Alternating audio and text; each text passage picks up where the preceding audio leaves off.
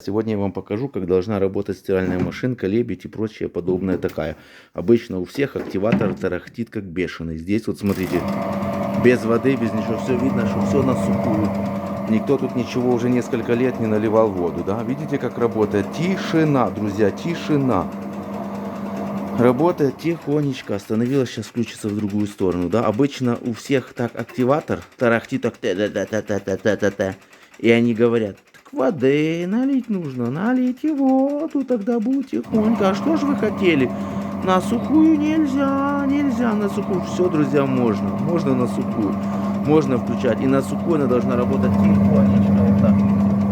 Как тихонечко работает. Ну, слышите, да, это же не то, что вот посмотрите, здесь воду никто не наливал, не думайте. Колышется, да, никто воду тут не наливал. Вот так должна она работать, тихонечко, бесшумно, практически не слышно. Вот, видите, как. Сейчас покажу, как другая работает. Вот, смотрите, вот я взял вторую. Слушаем. Тут, конечно, тоже нормально, но...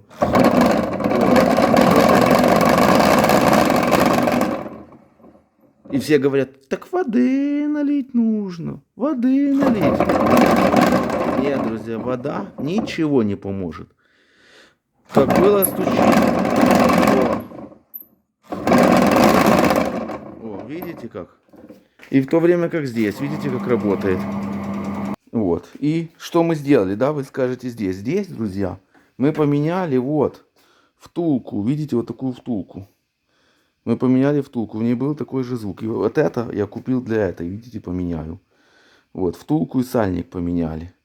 Когда оно все поменяно новенькое, это оно тихонечко работает. А это все оно разболтанное.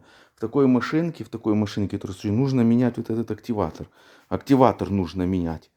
И ничего там не будет, пока не поменяете. А чтобы поменять, посмотрите мои видео. У меня там есть их замены очень много. От самого начала, от мелочи до полного разъяснения. Видео есть у меня. Вот, еще раз. Тихонечко. Видите? Стучит в уши. Всем пока, подписывайтесь, кто хочет, конечно. Не заставляю никого, как говорится. Вы что?